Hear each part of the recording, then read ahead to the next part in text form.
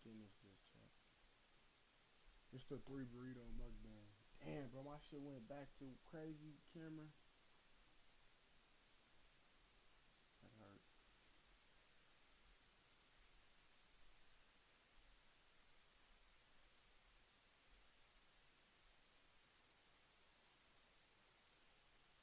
That don't change shit. That's horrible.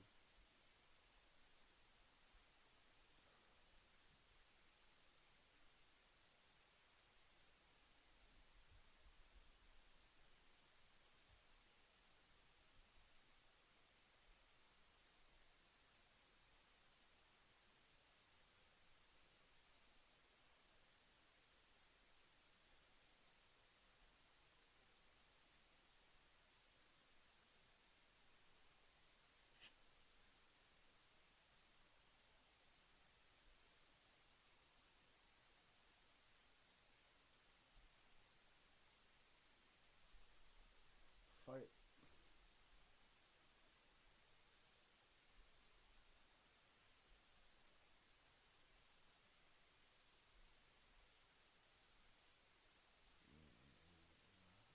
That shit gotta start changing, bro.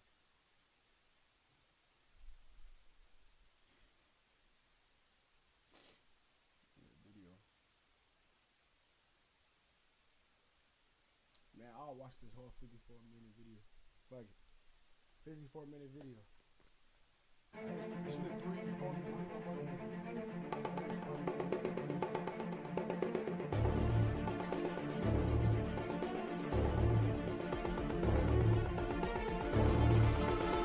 So through the years, we've had so many superhero films. Probably too many, considering we've gotten to the point where Kraven the Hunter is dropping movies for his 3 fans. But none have seen more movies than Spider-Man.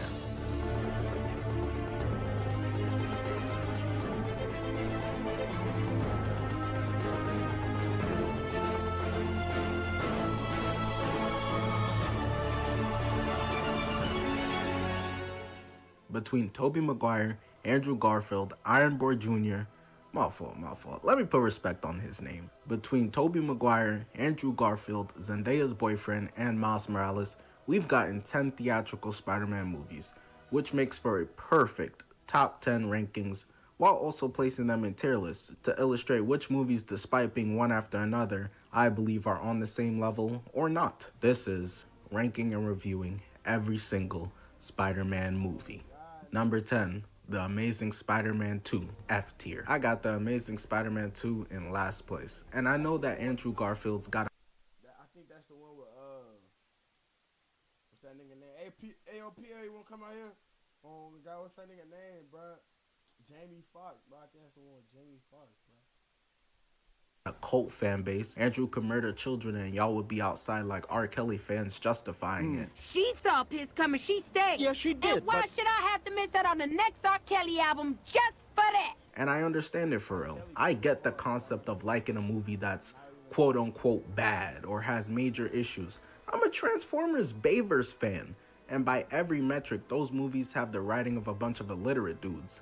18 Floyd Mayweather's in there cooking up bullshit. I fuck with Alvin and the Chipmunks. Like, trust me, I get the concept of liking things despite the poor writing and poor characterization and just having fun with it. I can get that. But I'm sorry, bro. TASM 2 isn't that. It is genuinely just a miserable watch for me. I will say it has some of the best shots in Spider-Man movie history. Spider-Man swinging through Electro's field when they're fighting, that's fire. The scene versus Electro in Times Square, the opening swing scene. Gwen Stacy's death might be the most visually appealing Spider-Man scene ever. The way the web is reaching out looking like a hand, you could see her reflect. Nah, I do love you. Remember that part with the shit looking like a hand. But I about to say, I don't remember his bitch dying. I remember all the other hoes, you feel me, like when they got fucked up. In his mask, but that's the few good times in the movie, and the rest is a bunch of this. My dad left a briefcase. That's all I got, briefcase full of junk. Who the hell told that nigga Andrew that we talk like that out here? I would have taken this over what he did. I'll see you later. Bye.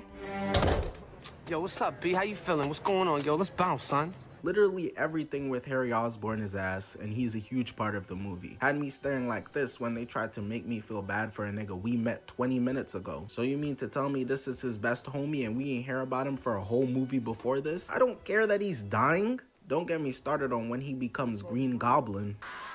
They really forced Green Goblin down our throats randomly at the end of the movie. I really hate that a villain like Green Goblin was just a throw-in at the end for a final battle.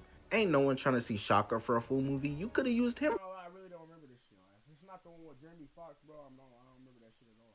For that instead. While on villains, we might as well mention Electro. Yeah, I'd be mad too with that cut, Brody. The shift from him being Spider-Man's #1 glazer to fuck you nigga let's die. I hate you nigga, let's die. I just bit my tongue. Eating 3 frozen burritos set. I understand he's supposed to be mentally unstable, but I'm sorry, I just can't buy it. Niggas get their teeth fixed and start moving different. To me, I feel like it was a cop-out for just lazy writing so that he could turn heel out of nowhere. And they could have thought of something better than him being jealous that Spider-Man is getting more attention than him. I just wanted everyone to see me. Hello, motherfucker. So now Spider-Man gotta die. This is also a movie for some reason where they decide to make Peter's parents like super important, which I don't know why. Those niggas supposed to be more relevant than Lil Pump in 2026. Spider-Man's parents are never a big part of his story. So much of the movie is Peter trying to figure out the shit with his dad, throwing a calculator at the wall and coins falling out, and he takes them to a random fucking train and it reveals that his dad developed the spider formula. Hey, y'all, come look at this. Human DNA that I implanted in the spiders was my own.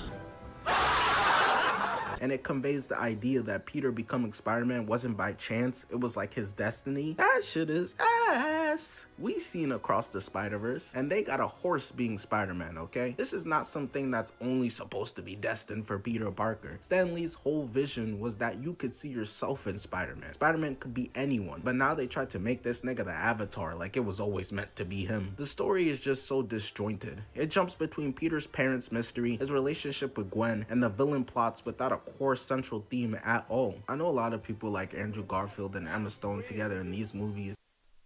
That nigga might have the baddest Gwen, nigga. I ain't gonna lie, bro. Hey, hot take, bro. Oh God, bro. What's that bitch name, bro? What that bitch name, bro? Who was on bitch on Disney Channel? Zendaya, bro. That bitch not that bad, bro. That bitch not like Rihanna bad in there, bro. She a model and shit. She a good actor and shit, bro. But they be trying to like sexualize this bitch like she hella bad or something, bro. She bad though. She bad on some shit though. She is kind of bad though. But compare that bitch to like Rihanna. I said that right too. Hell no. Compare that bitch to Rihanna though, bro. I'm about to sleep. That don't look bad.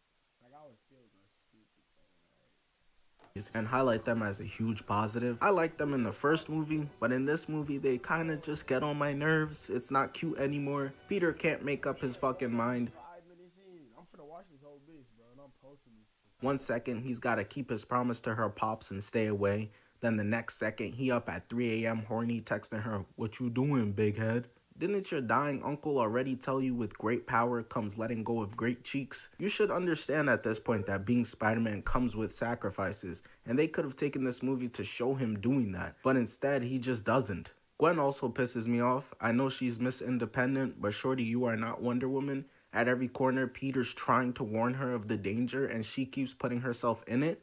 I'm coming with you. You know that you... That over here today is kind of crazy, bro, but like, on some shit, I probably would, bro. Like, you know, bro. And what's the name would hate me for it, bro. Dr. Umar wouldn't fuck with me for that, bro. But I probably would. But I seen that when I was a young nigga, bro. That's the type of reason why I fuck with white hoes, bro. I seen this when I was a young nigga, bro. Okay, but she old as shit now, bro. That shit look weak as fuck. I'm not gonna lie. I don't know.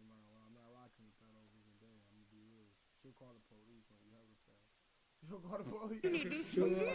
Fuck around and find out. Now your brain's splattered on the ground. There's also little inconsistencies between Peter's character that really annoys me, specifically when he's Spider-Man. Like we see him stopping those little kids who were bullying that geek with the fan, and he fixes the fan and walks the kid home. And then earlier in the movie, he's just letting Rhino run through the city, killing everyone while he's quipping to him, and a bunch of cop cars and civilian cars are getting turned over.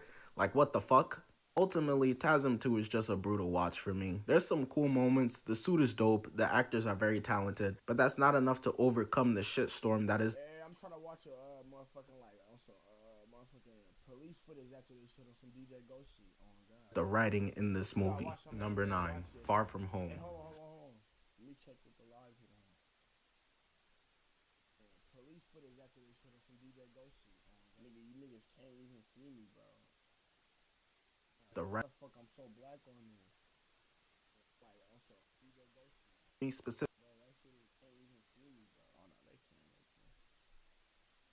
That should be confusing.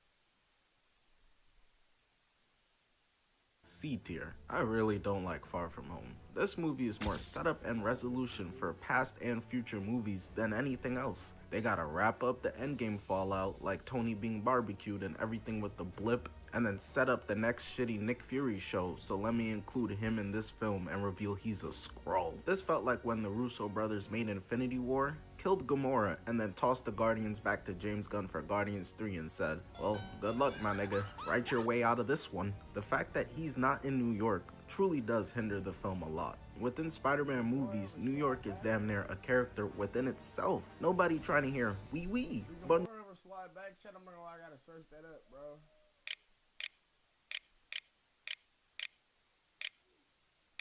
Bro, why are they making me use fucking Yahoo, bro? How many times do I gotta tell these niggas, bro, I don't want to use Yahoo, bro? This shit's getting out of hand.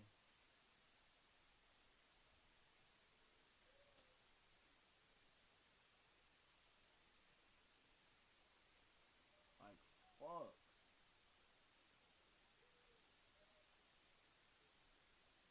Bro. Bro, you're gonna stop playing with me, bro.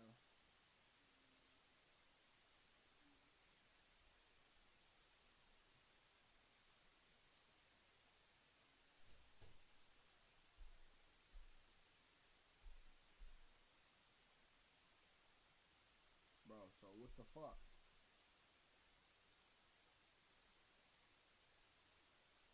Here we go, my nigga. Like, damn, now what was I gonna search up, bro? Like, fuck. Is the more it yes and no. Die.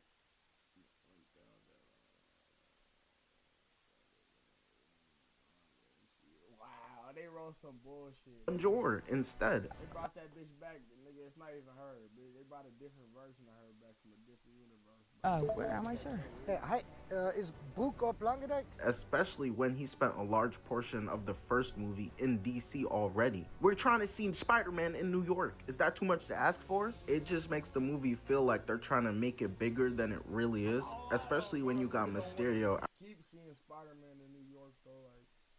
I don't got no problem with it for real, but I wouldn't mind if Spider-Man went to Miami, nigga.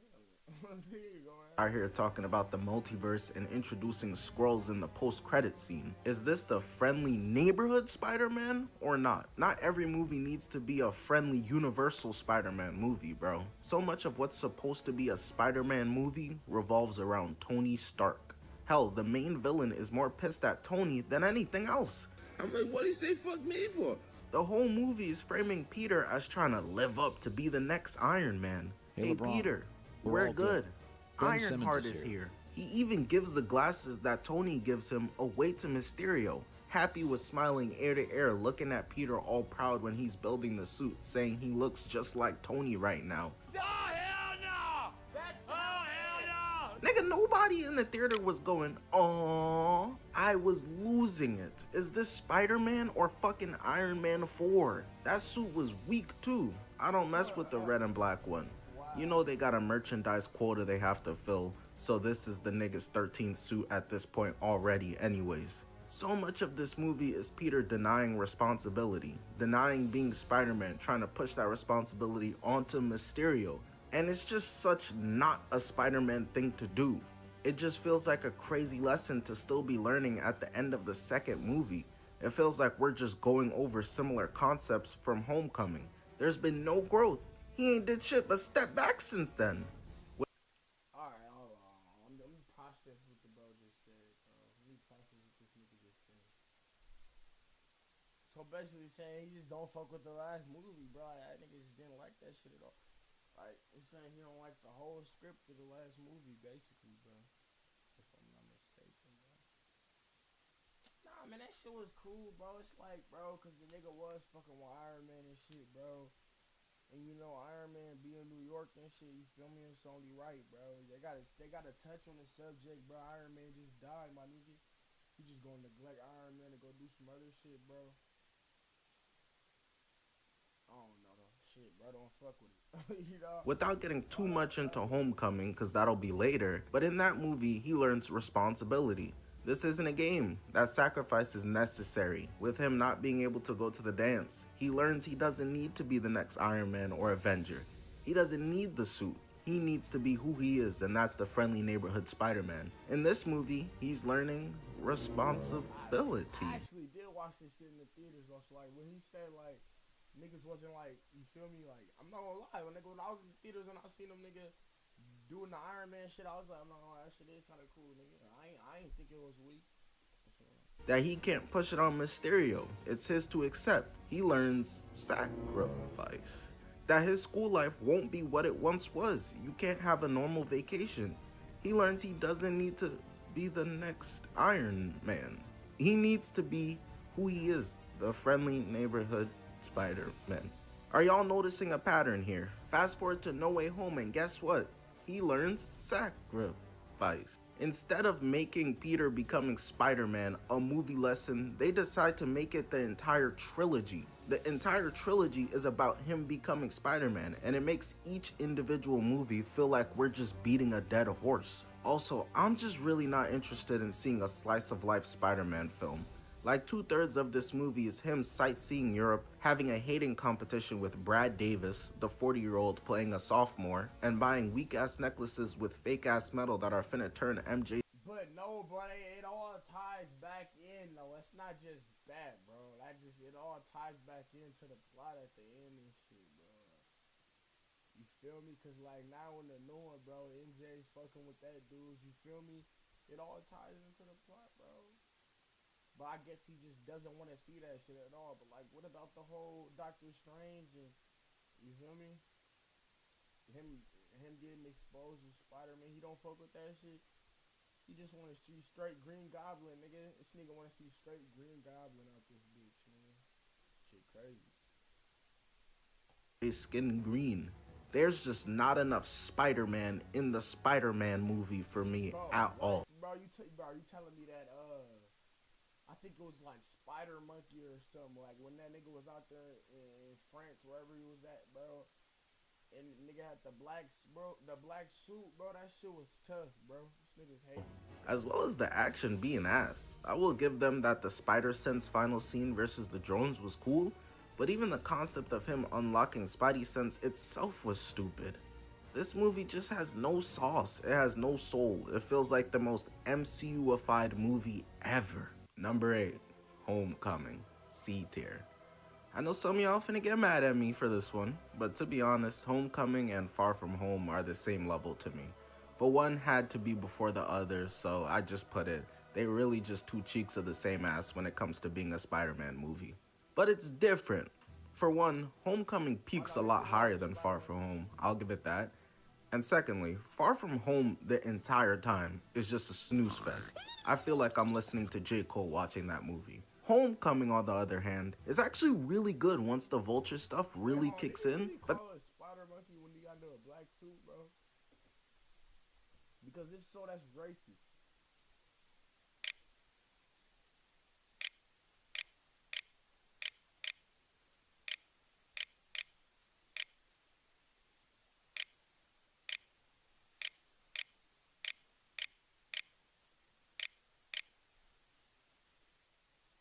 Yeah, but that's racist, bro. He hopped into a black suit now. But that takes damn near an hour into the movie to happen, and the first half is so boring. It's a nothing burger.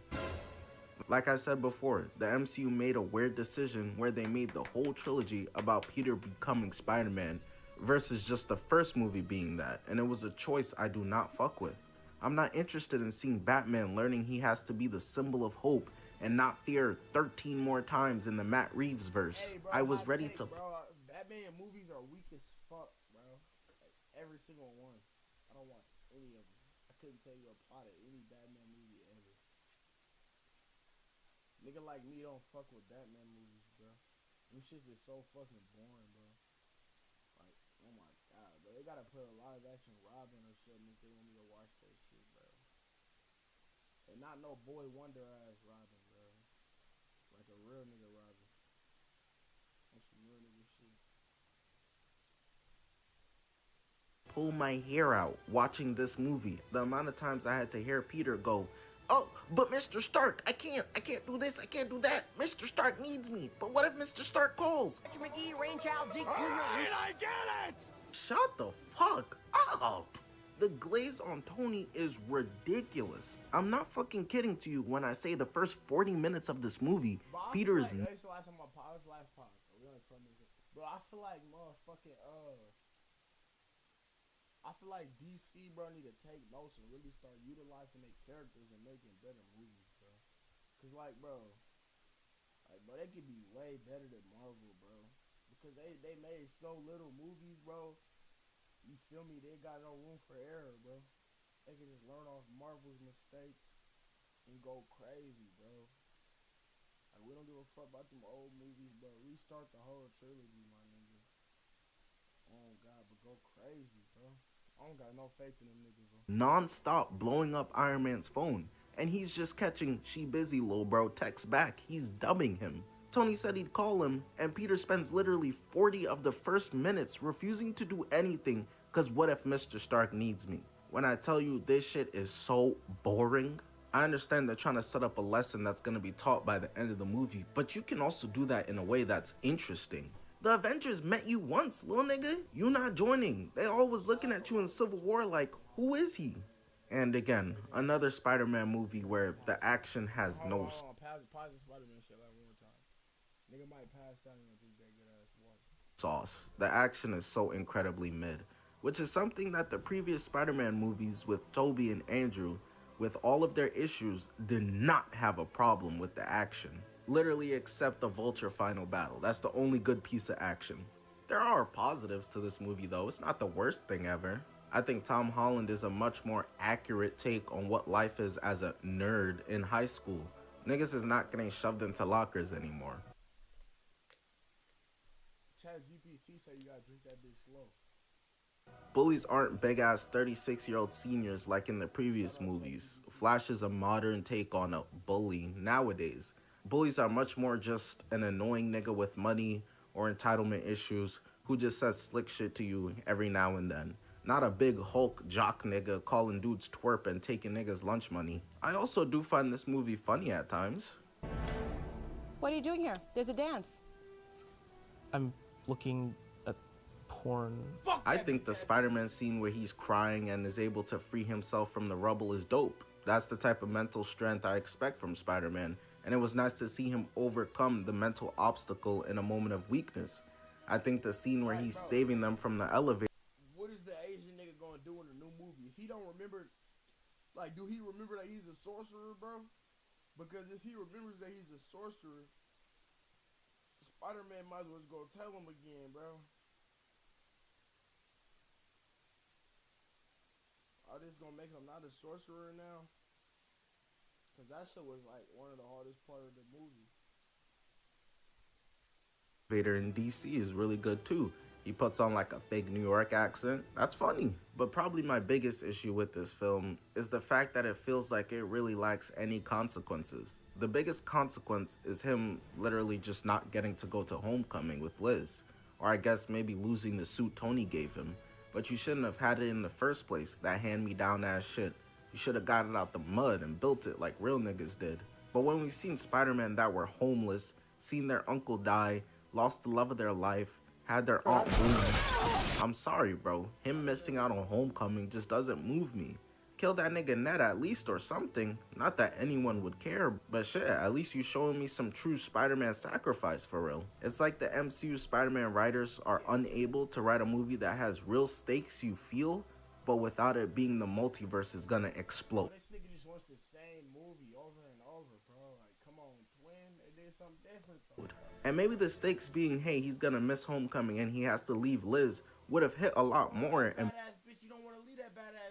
been a lot stronger if in the first 40 minutes of the movie, instead of dick riding Tony, you develop that relationship way more. Then in that case, we could feel, oh fuck, he's not gonna get the girl, and it would actually feel like something. I know a lot of people love this movie, but I don't know. For me, it just feels like too much MCU influence all over it, and it really hinders the movie. I'm realizing my overall issue with these movies before No Way Home is that there's too much Peter Parker and not enough Spider-Man.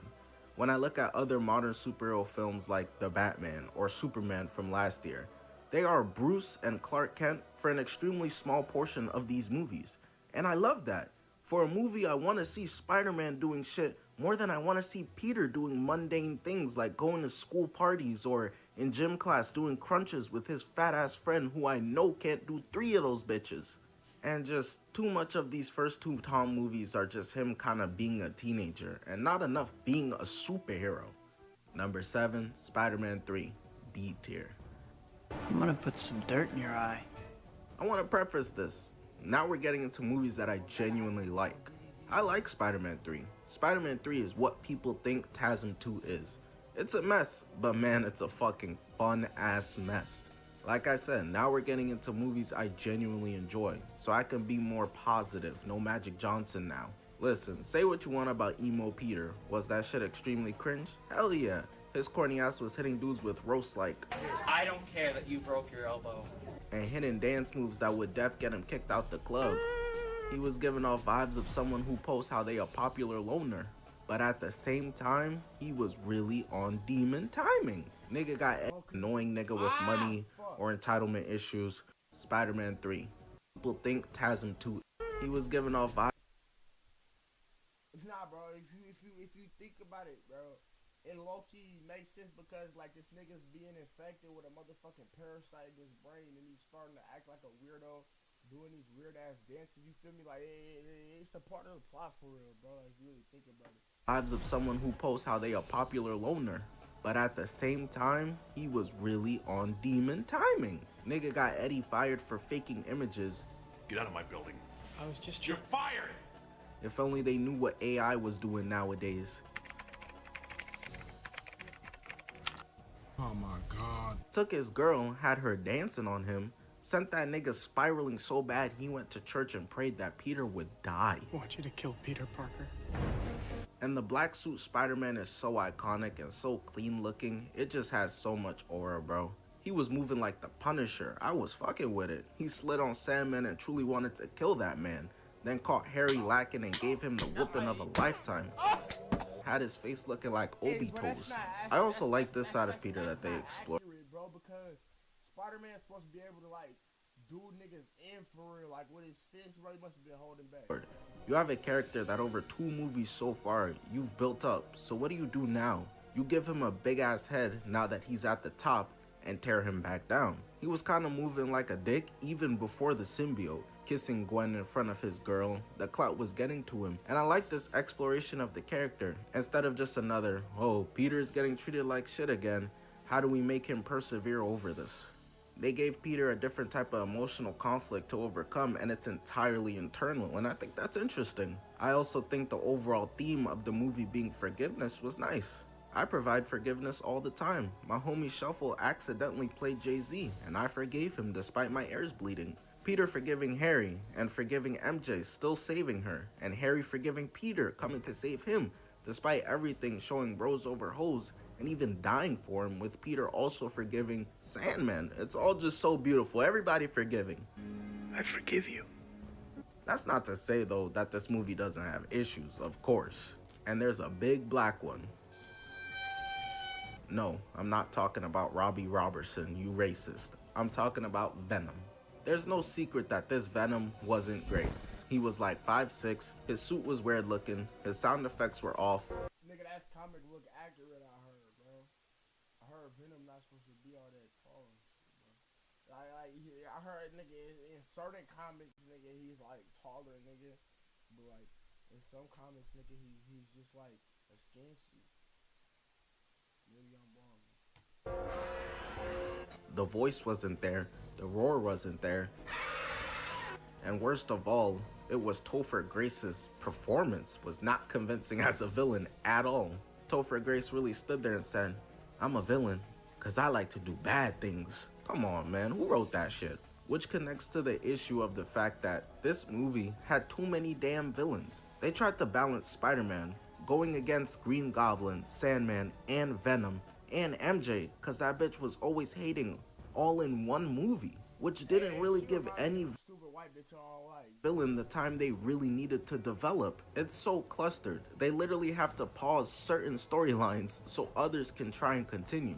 Like them giving Harry amnesia conveniently, just so that they could give themselves enough time in the movie to try and develop Eddie, which then just becomes he hates the journalist Peter cause he exposed him, so now he wants to kill that nigga. No one fully felt fleshed out. It's like each third of the movie is dedicated to a different villain. It's weird. Especially when all of these villains could have stood in their very own movie as a main villain. The movie does have a lot of swag to it. The suits are dope. It has very cool fights.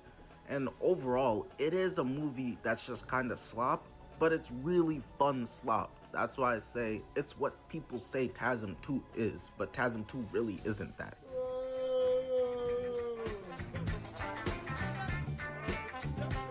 The Amazing Spider-Man 1, B tier. I personally think that TASM 1 is one of the most underrated and overhated Spider-Man movies of all time. You niggas will sit here and pretend as if it's the same level of dog shit that TASM 2 is, and it's not. They are not two cheeks of the same ass. I understand why some people don't like TASM 1, because it's probably the least comic book accurate Spider-Man movie to date, and people love their comic accuracy. Hulk shorts gotta be purple, Thor gotta speak like a Shakespearean nigga. Like me don't read that shit, but it gotta just be accurate.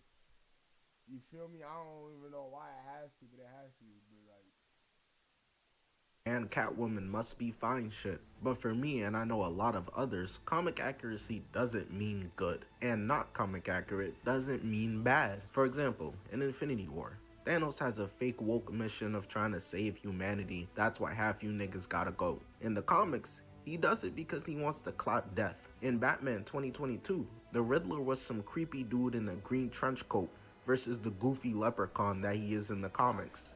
If done right, I have no issue with changes. Just look at Megan Fox. TASM 1 is a much darker take on the Spider-Man character and world. The goofy leprechaun that he is in the comics. If done right, I have no issue with changes. Just look at Megan Fox. TASM 1 is a much darker take on the Spider-Man character and world, where the Sam Raimi trilogy was more about Spider-Man as this beacon of light. This Andrew Garfield version of Spider-Man was more like the Daredevil show or Man of Steel Superman in tone, where it's a more gritty and dark take on the character. I know a lot of people have their issues with Andrew. They be like, oh, he's too handsome. You see Tom? That's how Spider-Man should look. He's the perfect amount of chop. Haters of this movie paint Andrew Spider-Man as if he's some cool guy because he skateboards, but that's just not true. This take on Spider-Man isn't cool. He gets fucking bullied and has no friends. I would say more accurately that this is more of an angsty loner take on the character instead of the typical geek. It feels more like Peter goes home and posts popular loner on his IG story. This version of Spider-Man also doesn't feel as much of like a hero. He's actually kind of scary, like Andrew is actively kind of torturing a car thief. Man, no. Come on, let me go. Stop it. In that very scene, after the cops come, he literally tells the guy, "You're so lucky cause I would've fucked you up." Nigga was talking to his villains like John Jones. There is nothing you can do to stop me from coming at you round after round with the most malicious techniques I know. And this is because to start the movie, Peter is only Spider-Man because he's on a vendetta to avenge his uncle and find the killer. I ain't doing this Spider-Man shit to save people. I'm doing it to catch a body. Spider-Man, please, save me! Bitch, call the police. That is not my job. That is not my job. And trust me, I can understand why haters of this movie feel like this is a huge mischaracterization of Spider-Man. But I think a lot of the core elements still remain. Despite how he starts off as Spider-Man, when Lizard attacks the bridge for the first time, Peter springs into action, literally holding on to a car with the kid in it with one arm and giving the kid his Spider-Man mask so that he could have the strength to empower himself so he could climb up and he could grab him, handing a child over to his father. That is peak Spider-Man characterization if you ask me. I don't feel like the darker, more realistic approach to Spider-Man butchers the character. This isn't Zack Snyder's Batman where he's killing niggas. There's also the fact that no other Spider-Man moves as much like a spider as Andrew does. Andrew is the only live-action Spider-Man that fights like a spider. He was literally crawling on Lizard while webbing him up in the school. He's by Lizard look crazy too. That nigga look fire, bro. That shit look tough, bro. That Lizard nigga look real as fuck. far the most acrobatic. Of all the Spider-Man actors, I feel he gives the most performance behind the mask. Just look at this scene where he's talking to Gwen when she pulls up at the final battle and he's upset with her. Be here right now. I'm not messing around. You can't be here right now. This is insane. There's so many mannerisms going on. It really feeds into the performance. And while we're talking about this, they also nailed the romance, obviously. Every time Emma Stone was on screen, I'm just like... The movie even did NYC right. Unlike Tom's shitty ass, he's actually in New York, and it itself is a character. When Spider-Man has been shot by the police and can't swing over to stop the Lizard, it's the people who help him, the people of the city who look to Spider-Man. The same man who he saved his son earlier in the movie has his construction workers put out cranes to help Spider-Man get over there fast enough. That feels like a scene that could have been ripped straight from the Sam Raimi trilogy, and you trying to tell me they mischaracterized Spider-Man in this? Stop it. The action in this movie is of course fire, just as fire as TASM 2, even though I had that movie last. One thing I cannot complain about these movies is the way they handle the fight scenes. The whole school fight with the Lizard is peak. That Stan Lee cameo is the most Spider-Man thing ever. The final battle is beautiful. Because it's a dark take on Spider-Man, they get to do a lot with the lighting and don't hold back in that department at all with the visuals. That's I'm about to fall asleep, bro. God damn, bro. of course not to say this movie is perfect though. I'm personally a big fan on how modern superhero movies skip origin stories. We did not see Batman's parents get slimed out in an alley for a fake chain in the Batman. In the Tom Holland movies, Uncle Ben doesn't even exist, and there's only his Aunt May, who had me ready to be someone's. Yeah, bro, this shit an hour, bro. I know that niggas ain't got shit to watch, bro. Nigga, this shit motherfucking Spider-Man movie right. Fuck, nigga.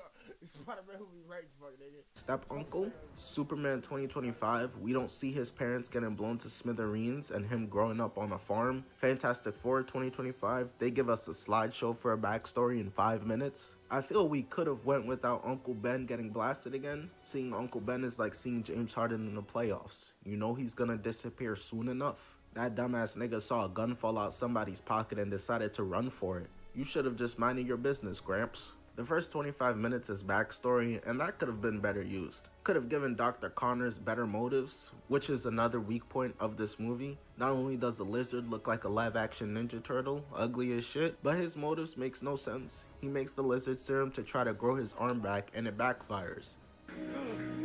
Cool, that makes sense. But why the fuck is his evil ass plan to turn everyone else into lizards? You chopped, so now everyone else gotta be ugly too? It's explained that he thinks the next step to evolution is everybody being lizards, but I ain't buying that. Also, Peter's parents are a big part of this movie again, and like I stated in TASM 2, I don't know why. Number 5, Across the Spider-Verse, A tier. I feel like now we're reaching the level of 8 out of 10 to 9 out of 10 to 10 out of 10 quality movie. Alright, man, that's S tier though, bro. That's S tier, bro. Let's just be real though, bro. That's not A tier, bro. That's an S tier movie, bro. Ooh, come come on, though, bro. Nigga, they probably gonna feed their families for that shit, nigga. That's extra movies. We get into the heavy hitters. Miles Morales, the Snow Bunny Hunter's second movie, would probably be higher for me on this list, but I think the fact that this movie feels so much like a part one hinders it as a standalone film. And that's probably because Across the Spider-Verse and Beyond the Spider-Verse, which we're probably getting when we're fucking 80 years old at this point, were supposed to be one movie, but got split into two. And I think you feel that a lot. Almost all of the emotional buildup that this movie has, with Miles' dad's fate, his severed relationship with Peter B. Parker and Gwen, his beef with Miguel, who was sounding like stink meaner the whole movie. Who in the hell parked in my space? Hitting Miles with, "You're not one of us, boy." What do you mean by that? The other villain Spot, him being in a new universe, being trapped by another version of himself, and the Prowler at the end. Not one of these plot points see a resolution by the end of the movie. Not a single one. And while that does leave you hyped for the next movie, as a standalone movie, I do think the takeoff can be epic, but it's also important you gotta land that bitch at the end. My only other issue with this movie is the pacing. The first portion of the movie kind of drags a bit. It's a lot of Gwen backstory, which I like, and then it's Miles' turmoil with his parents. Then once Miles and Gwen start universe hopping, it's complete beautiful chaos. To then the movie with 40 different conflicts all going on, decides to dedicate the last 15-ish minutes to purely set up for the next movie, with the Dominican Miles and Kevin Garnett being alive again. That being said, despite the two flaws I have for this movie, it's still an incredible movie. It's like, hey, listen, shorty, I said I had a girlfriend. That doesn't mean I'm not trying to hit still. Just because the movie ain't perfect doesn't mean it's not still a banger. For one, the soundtrack is insane. I mean, it's just banger after banger after banger. Am I Dreaming, Annihilate, Calling, Silk and Cologne, Home, Mona Lisa. They even made Coil Ray Talented. Self-Love, probably the best song in this movie. You know how crazy that is? And the next very obvious compliment I can give this movie is the visuals. Somehow, someway, they managed to top the groundbreaking feat that bro, this ain't the Sunflower. Fuck, nigga. It's the second movie, bro. My ass tweaking, bro. Was the first movie, and it's just a spectacle to watch. So many flashing colors and lights. This must be what the average Tuesday is like for Demi Lovato. I can't sit here and pretend like I'm a musical genius like 6ix9ine or an animation expert like the Dragon Ball Super people, so I don't have much to say except the music was hitting and the animation was of course stunning. I also like how some characters get fleshed out more in this movie. For example, Wanda? It's Gwen. We get a whole backstory for her and the tragedy she's been through. Her Peter Parker was drinking Hulk piss, and so when she beat the lizard's ass killing him, it turned out she had just slimed out her best friend, his dying words being to her, "Wanted to be special. I just wanted to be special." I mean, nigga, you could have just picked up an instrument or something to do that. The turmoil between her and her dad. He hates Spider-Woman, telling her to get back in the kitchen, not realizing that that is his daughter. And then when confronted face to face, she reveals her identity to him, and he's still about to arrest her before Miguel steps in. Nigga really choosing the badge over his daughter. The writing around Miles is also amazing, because it's like, okay, in the first movie he becomes Spider-Man, but then in this movie they explore the idea of if he's truly Spider-Man. Alright, that's how I look at it, bro. I go to work a lot, bro. It's really not that long if you think about it, bro. It's just 10 minutes twice, chat. It's just 10 minutes twice. If we watch this bitch for 30 minutes, bro, 24 minutes really ain't gonna feel that long, bro. It's just like walking somewhere and then walking back, bro. You know what I mean? Or not. And he says, yes, the fuck I am. Instead of like other movies just having Spider-Man experiencing trauma, whether that be his uncle dying, Mary Jane being a thought, Aunt May dying, Gwen dying, Peter being so broke he can't afford Costco free samples, this movie asks the question, does Spider-Man need trauma to really be Spider-Man? We've become so accustomed to trauma being a part of Spider-Man's story, and I think it's a very cool introspective question to ask, well, how necessary is it? The characterization of Spider-Man does get questioned, the Peter Parkers, because some feel Peter was misrepresented in order to make Miles seem like he's doing something special, rejecting the idea of canon events, when in reality, that's probably something any Peter Parker would fight against too. Like, what the fuck do you mean, let my uncle die? Most Peters probably would be like, fuck no. And I think that that's a fair criticism. I mean, we seen Zendaya's cuck boyfriend Spider-Man save villains. That is weird though, bro. They're trying to kill this. Let his uncle die. Like, nobody else try to save their uncle, nigga. That shit is kind of weird, though, shit. Because that's the Spider-Man thing to do. So the idea that all these other Peters would just be like, oh, cool, I guess they gotta die, it is what it is, does kind of seem like a cop-out. Regardless though, I still enjoy the ideological battle between Miles and Miguel, the battle of empathy versus rigid logic, because you can genuinely see where they're both coming from, as well as the physical battle, like Miles versus the Spider Society, was peak action. The movie is also very emotional. The personal relationships between Miles and Peter B. Parker, watching Miles lose trust in him, was heartbreaking. Same with Gwen, and of course his parents. This is a movie that just makes you feel for real. Number 4, Spider-Man 1, A tier.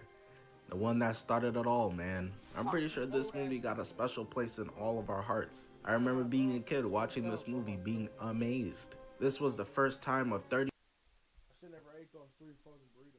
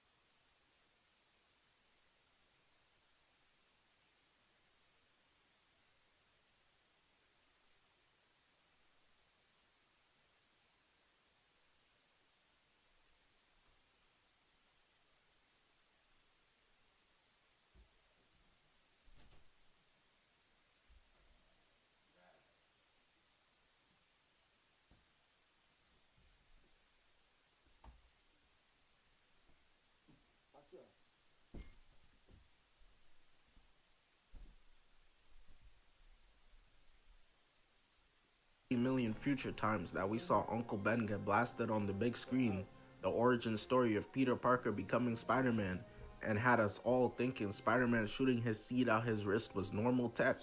Despite the love I have for this movie, it isn't perfect, of course. I do personally think that Tobey's portrayal of specifically Peter Parker is a bit overrated. A lot of people will call this version of Peter relatable to us loners, and who the fuck is we? Who's us? I'm nothing like you losers. This version of Peter is just too much of a geek. He's too mopey for me. I think someone like Tom or even Andrew's Peter are actual human beings you could meet. If I met I'm nothing like them other 2 guys, bro. Yeah, I'm more like this guy, probably. I'm not gonna lie, though, bro. I just be chilling and shit. someone like Tobey's Peter and they weren't autistic, I'd be real confused why you acting like that. I think they swung the pendulum a little too far to the side of loser, to the point where I couldn't even understand why someone like this would have any friends. Why the fuck would Harry want to be homies with this dweeb? If you look at better versions of Peter like Insomniac's or Spectacular Spider-Man's portrayal of Peter, while intelligent, while happy ass niggas, like, what they so happy for, though, bro? Just got to be so happy. A geek, while kind and gentle, there's still a level of charismaticness that's supposed to be there that is completely absent in Tobey's portrayal of Spider-Man, in my opinion. I couldn't imagine why MJ's fine ass would ever want to date this loser. He's got no game whatsoever. Hey, chill out, though, with that shit, bro. Cause, like, you know, like, I don't know neither, though. That bitch is bad, so I ain't never gonna lie. That's all I gotta say about this. I liked seeing you tonight, Peter. Oh boy, yeah. However, Tobey's Spider-Man, I got no complaints. The suit is so clean and the motives are perfect. Obviously, Uncle Ben and Peter get into an argument. Uncle Ben says the line, "With great power comes great responsibility." With great power comes great responsibility. And Peter's just like, man, this old nigga tripping, telling him you're not my dad. And I know I'm not your father. Then stop pretending to be. And then later on in the day, while waiting, Niggas a hold on, bro. The old nigga try to spit some game, though. Those niggas start yelling at him, though. This shit, though, bro. This nigga is a bitch ass nigga. to pick Peter up, he gets 300 pumped in the chest. And this movie perfectly represents the stages of grief that Peter experiences. Niggas laying on the floor like that, though, really. Oh, shit, bro. And the motives are perfect. Obviously, Uncle Ben and Peter get into an argument. Uncle Ben says the line, "With great power comes great responsibility." With great power comes great responsibility. And Peter's just like, "Man, this old nigga tripping. Tell him you're not my dad." And I know I'm not your father. Then stop pretending to be. And then later on in the day, while waiting to pick Peter up, he gets 300 pumped in the chest. Look at that nigga, bruh. Hey, nigga later. Fuck up, bruh. We gotta slide in there. We gotta slide on Uncle Ben, bro.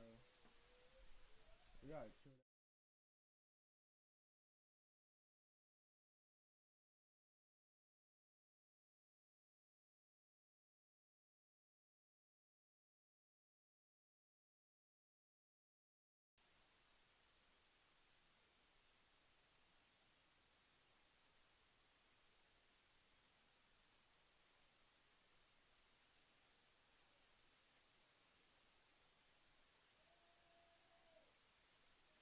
Hold on, funny.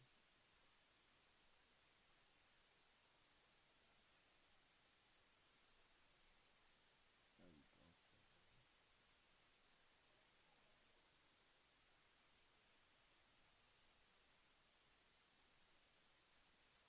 My tweaking.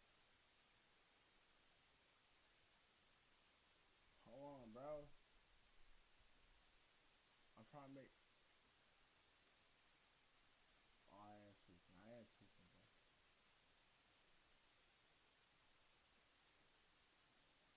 Tweaking.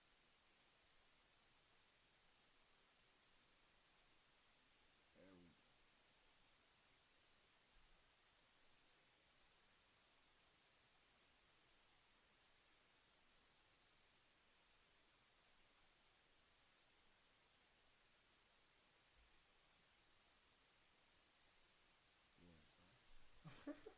Bro, I'm trying to do a second scene, bro.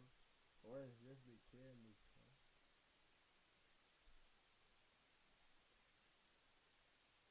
Hold on, bro. How I delete this motherfucker?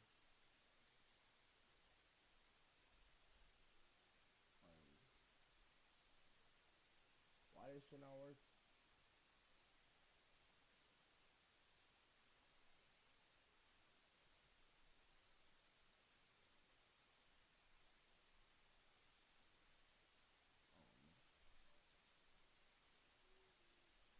Oh no, bro. That's some bullshit. I gotta work.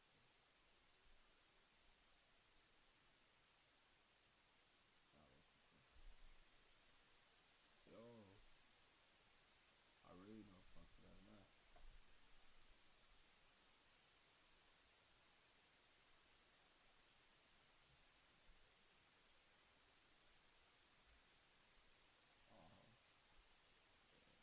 Chest. And this movie perfectly represents the stages of grief that Peter experiences. Of course, starting revengeful, leading to Uncle Ben's murderer accidentally dying to fall damage, and then him eventually remembering Uncle Ben's words and deciding he must use his powers for good. Seeing that progression in his character is so perfectly executed, it feels very natural. We get full compilations to him just saving people, stopping bank robbings, saving Mary Jane 30 million times, a bus full of kids, saving people from Green Goblin attacks, doing true Spider-Man shit. I love the MCU, but the Avengers would defeat the villain with 80 million casualties and just go get some eats after like it's nothing. It's also very cool to see the mental battle between Spider-Man and Green Goblin bounce off each other, and obviously he's a peak villain. The conversation they have on the roof when Norman is trying to recruit him is peak character dialogue at its best. In spite of everything you've done for them, eventually they will hate you. This nigga's spitting right now.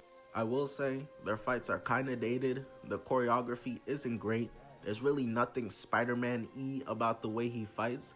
You could put this nigga Peter in a Punisher outfit and nothing changes, which is a negative. Part of what makes Spider-Man fight so cool is the potential of moves he can do other characters can't because how unique his power set is. But in this movie, they kinda just stand there and box. Not to mention the quips are also great. Go Web! Fly! Shazam! I mean, Toby just is Spider-Man. We of course have to mention the romance between my guy Peter and Mary for all of NYC Jane Watson, who gets with Harry, and I just have to say real quick, Harry Osborn in this trilogy is the worst fucking friend ever. Isn't that right? He gets with Gwen, and lies to Peter about it in this movie. In the second movie, he slaps Peter in front of everyone, embarrassing him. Then tries to kill my nigga in the third one and takes his bitch again. Yeah, bro, he needed to go. That was a horrible man's. But yeah, the MJ and Peter romance is nice. That upside down kiss had all of us thinking our first kiss was about to be mad romantic. Meanwhile, we all had ours during Truth or Dare, and she said ew afterwards. Brother, I low-key don't remember, bro. First bitch I kissed, bro. I don't be kissing on the whole. I can't lie, I swear to God I don't remember, bro. Or everything I love I don't remember, bro. That's crazy, I don't remember that. Let me think.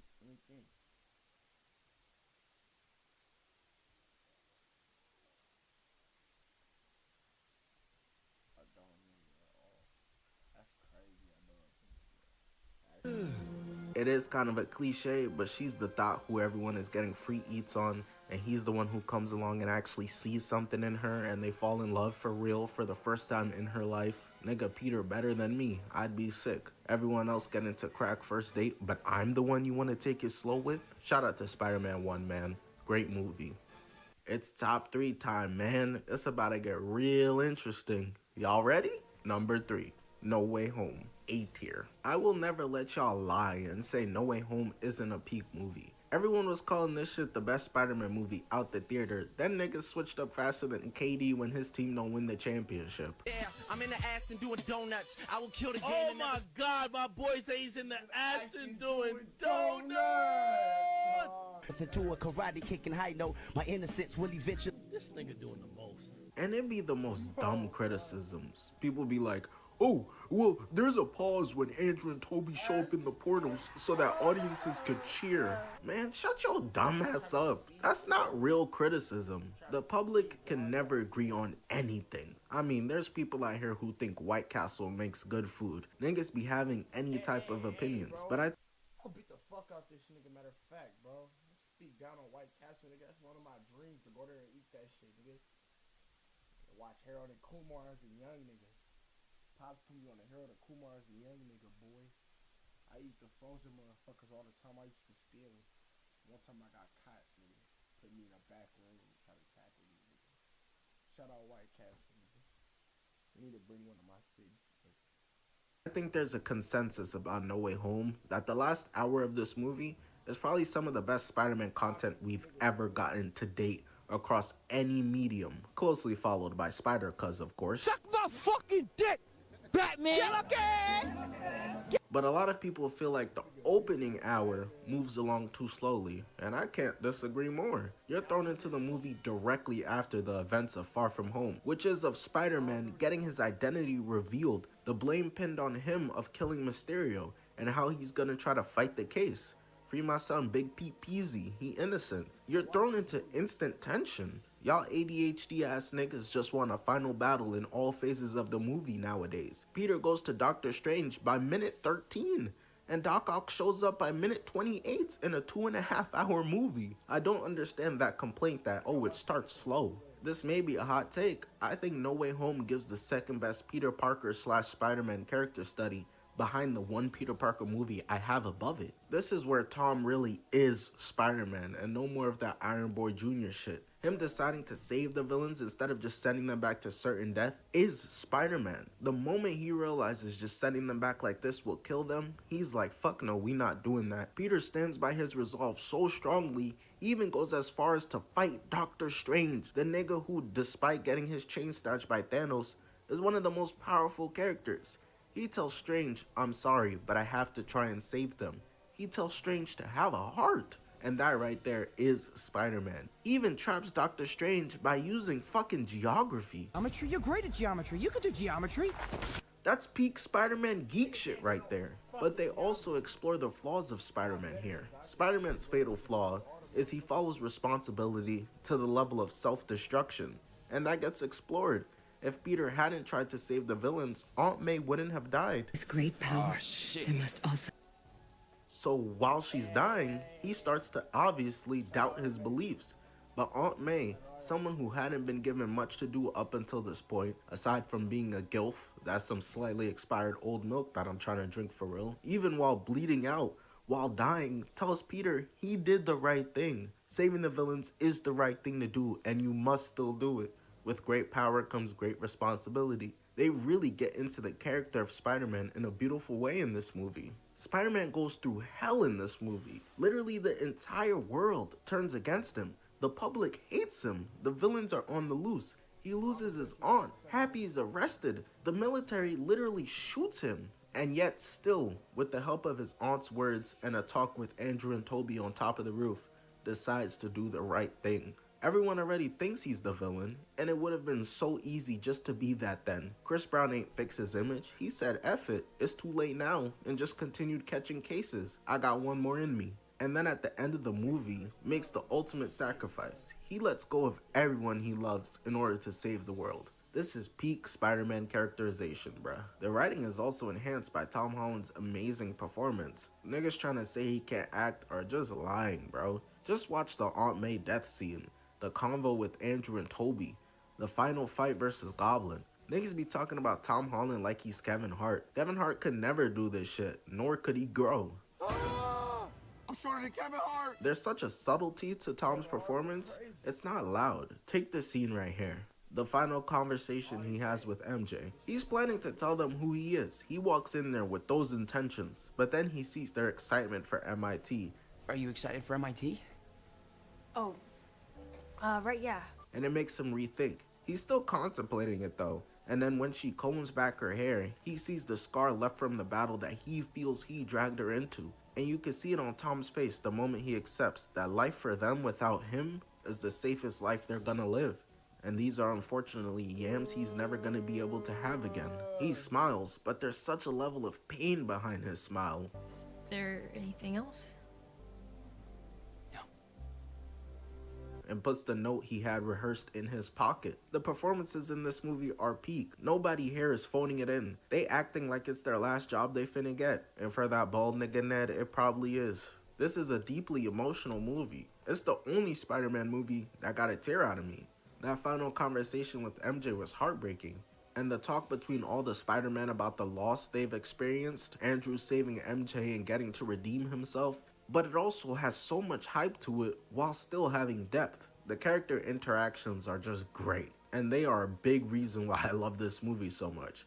Peter's lawyer being Daredevil is peak, and the little reaction he has when he catches the brick had Peter wondering, what the fuck, how did he just catch Westbrook's jump shot like that so easily? Andrew talking with Electro, and Electro saying, I thought you were black, and him saying, oh man, I'm sorry. I just thought you was gonna be black. Oh man, I'm sorry. Peter and Doc Ock meeting again post-death. How are you, Peter? Trying to do better, calling back to their movie. How are you? Trying to do better.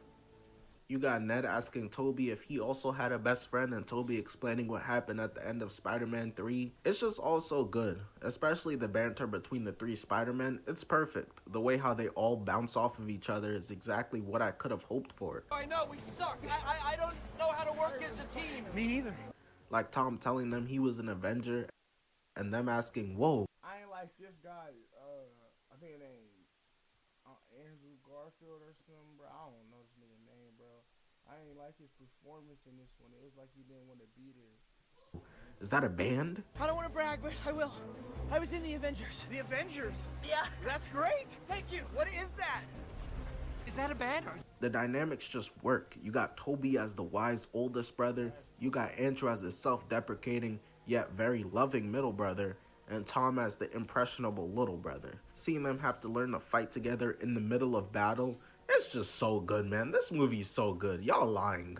The villains are of course great. Everything Willem Dafoe is a highlight. That nigga told Peter, your weakness is morality. There's a physical battle between them obviously, the two of them taking turns beating the Mario coins out of each other, but there's also just as equally a mental one being had. Norman believes in nihilism. All this superhero shit is fake. There's no point of altruism, and he tries to corrupt Peter to this side by killing Aunt May. There are criticisms of this movie that I of course understand, like Peter talking too much is what fucks up the spell in the first place. That's some Mickey Mouse Clubhouse silly ass reasoning. He changes suits like 3 times cause they gotta sell toys. The whole point, like, that shit was so weak, I was like, at the end, nigga, you might as well try that shit again, nigga. That fake ass shit. Like, okay, nigga, I'm gonna do it right this time, nigga. Whole lore behind how exactly everything works does leave some questions about time travel and shit, but ultimately, this movie is special, man. Number 2, Into the Spider-Verse, S tier. I'm not even gonna lie to y'all. I don't have a single flaw I can conjure up about this movie, so get ready for the glaze fest, no Tiana Trump. Now let's get the two obvious things out the way. Just like Across the Spider-Verse, this movie, A, looks amazing, and B, the sound design / soundtrack is amazing. What's Up Danger, Sunflower went 9 times platinum, and Sway Lee never did no shit like that again. Invincible, Hide by Juice WRLD. I know some people don't like when movies use licensed music. You about to be a constant clip in this bitch, man. I think it might be a rodent running around that bitch, real tough.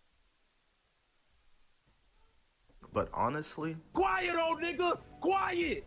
Let me listen to my Post Malone while watching some Spider-Man.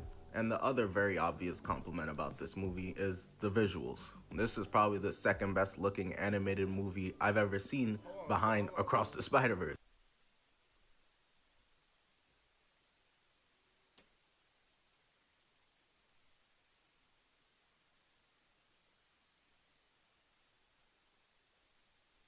Fuck going.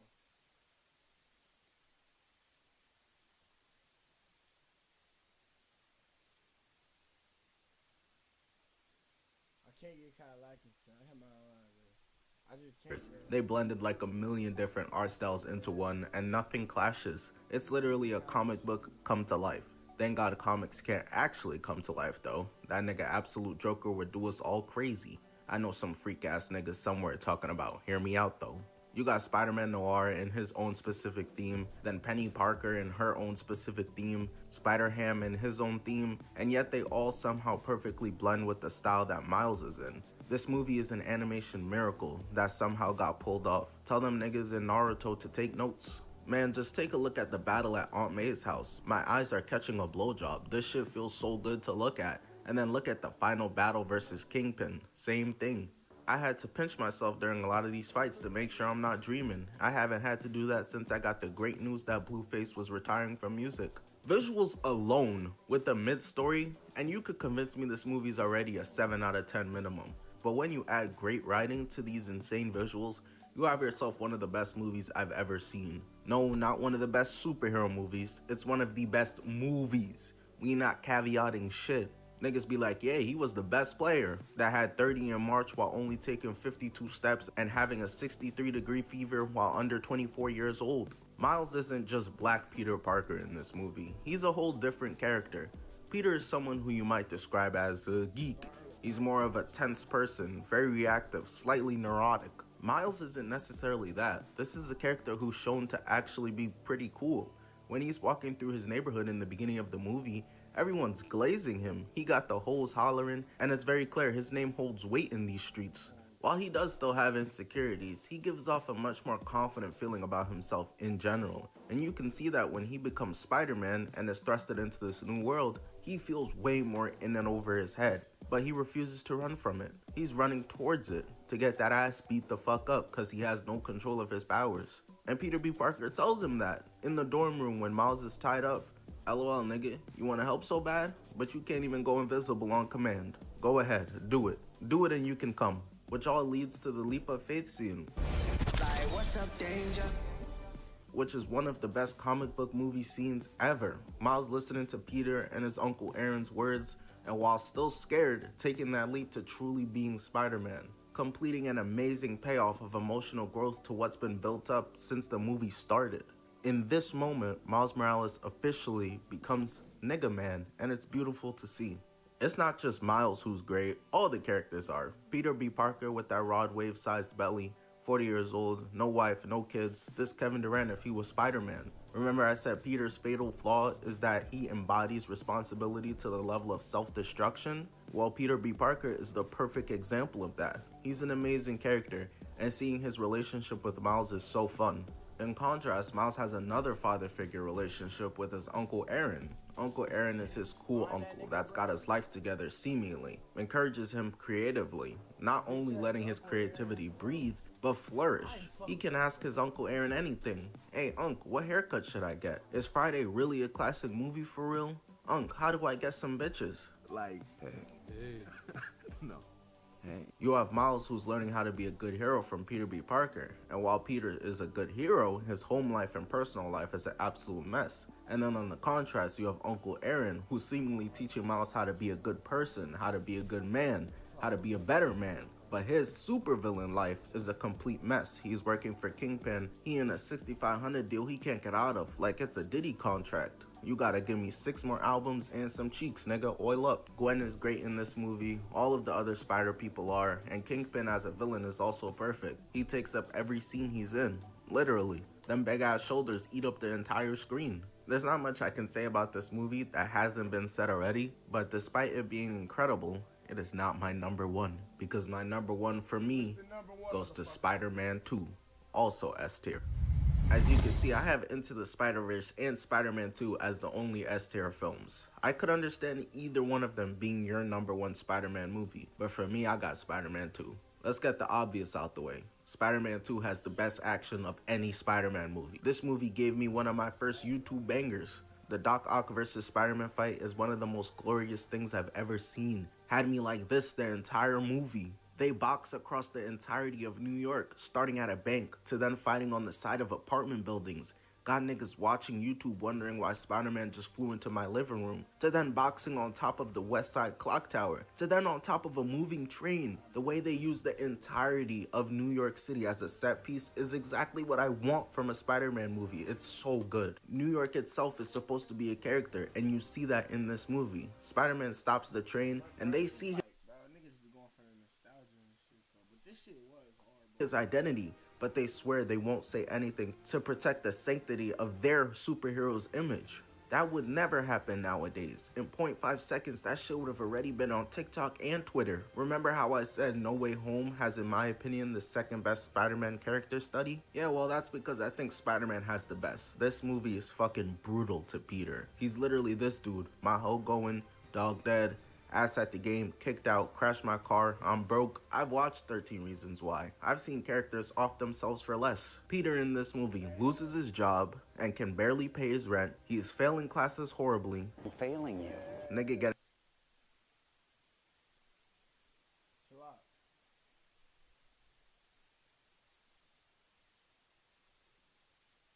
getting letters on tests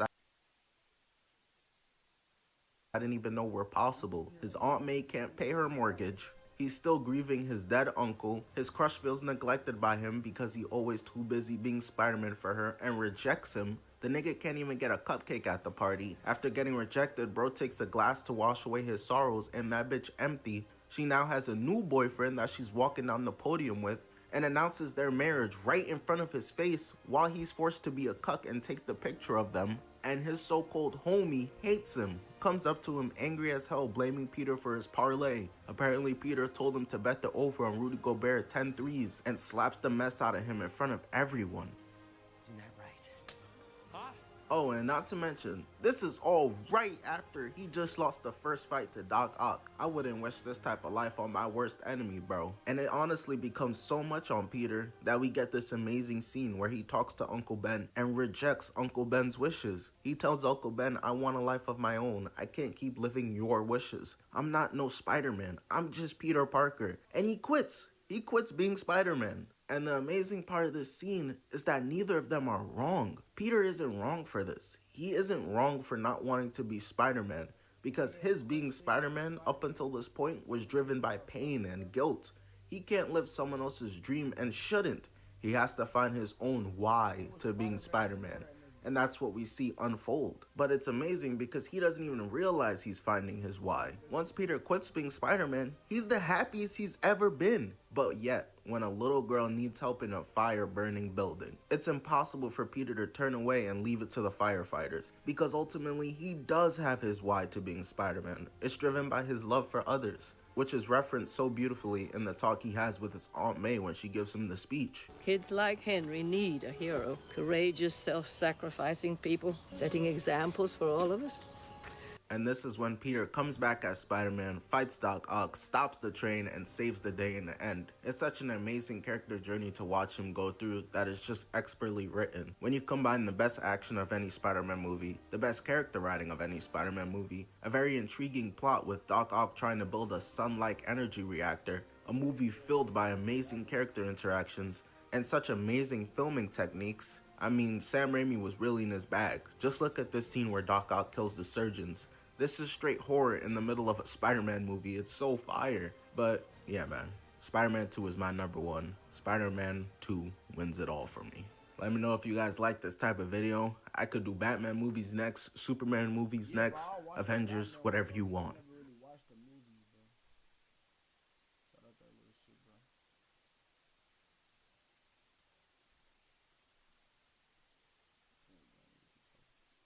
Hey, hold on, chat. I'll be right back, bro. We're gonna make a beat, probably. Hold on.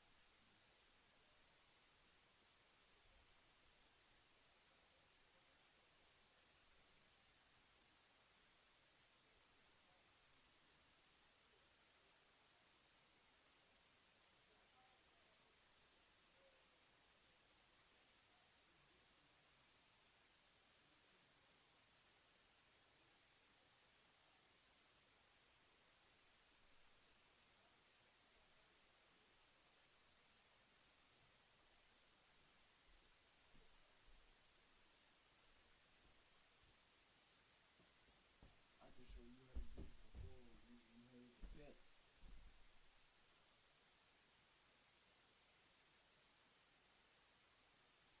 I can show you how to get you some funds, get you some hold off the bet.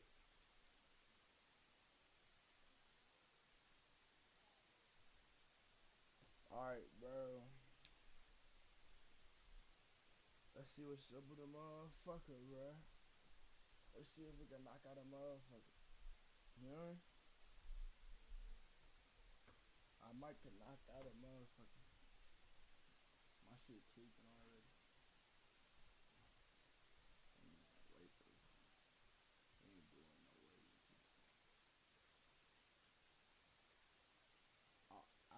I was supposed to do the drums on this other shit, bro. I just do that shit next, man. I don't know.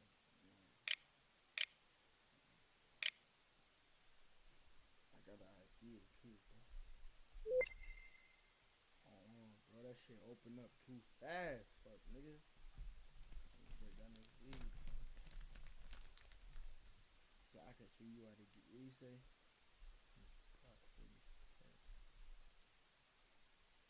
I want to rap, bro. Should rap on this beat.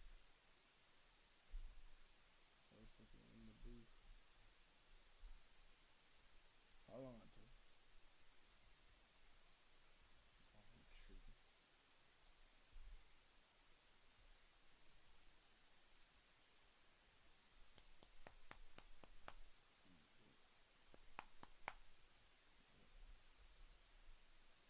Break that motherfucking weed down.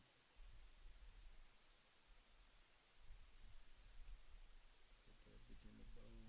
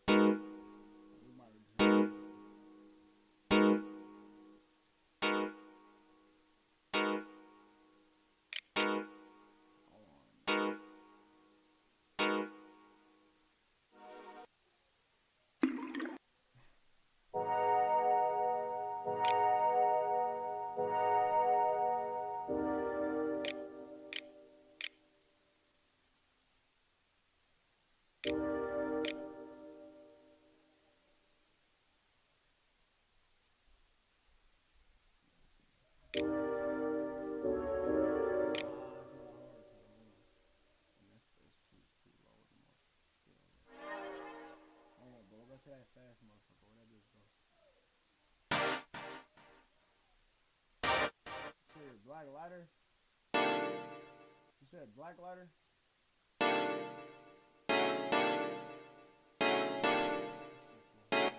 These headphones are ass.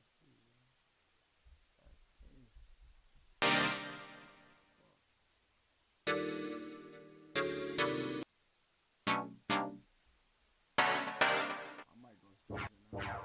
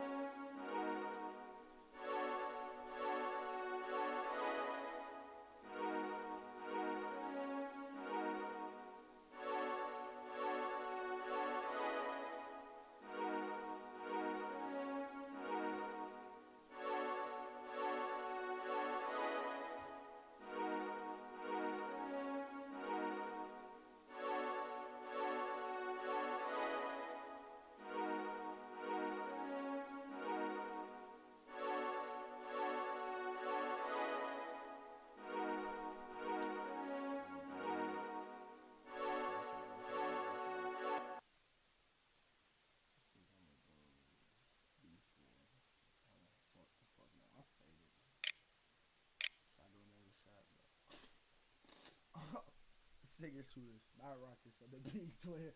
Hold on, bro. Hold on, bro. Hold on, bro.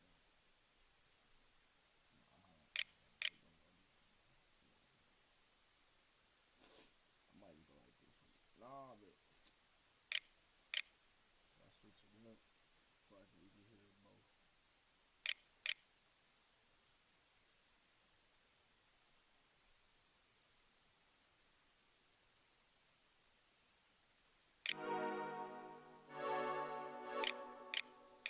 I'm not rocking with the bass notes, I'm not gonna lie. On the pass.